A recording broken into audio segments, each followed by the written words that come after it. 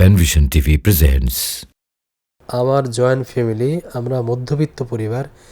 এখানে আমার ভাই থাকে, এই কারণে আমার ওয়াইফ এখানে পর্দা করতে পারে না।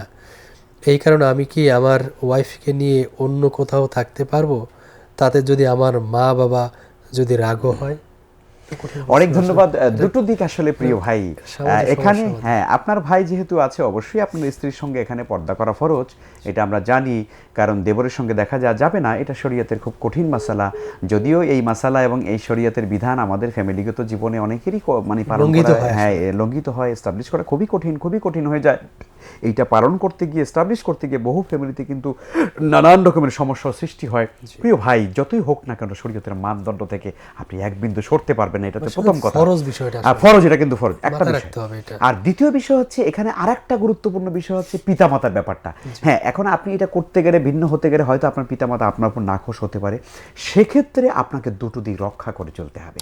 আপনার যেমন ফরজ বিধানটাকে আপনাকে মেনে চলতে হবে, আবার পিতামাতা যেন আপনার উপর কষ্ট না পান, তাদের হক যেন লঙ্ঘিত না হয়, তাদের দায় দায়িত্ব যেন আপনার কাছে কমে না যায়। আপনি এক জায়গায় থাকলে তাদেরকে খুব ভালোভাবে দেখাশোনা করতেন, আপনি আলাদা হয়ে গেলে আপনি তাদের উপর থেকে দায় দায়িত্ব কমিয়ে দেবেন। খবরদার, এটি যেন না হয়, এটি যেন কোনোভাবেই না হয়।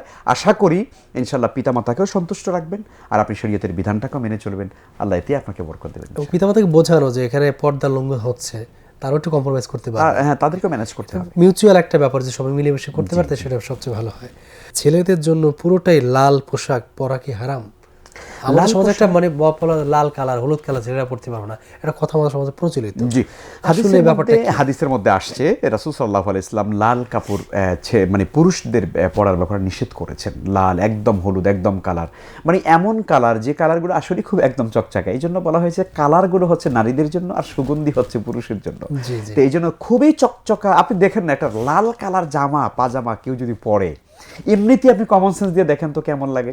এই জন্য ইসলাম যা কিছু অসুন্দর, ইসলাম সেটাইকে কিন্তু নিষেধ করেছে। এই জন্য হারাম হয়ে একবারে কবিরা গুনার মতো একটা ভয়ঙ্কর কিছু ব্যাপারটা এরকম না। তবে এই জাতীয় বিষয়গুলো অ্যাভয়েড করা, এটাই সুন্নাহর নির্দেশ।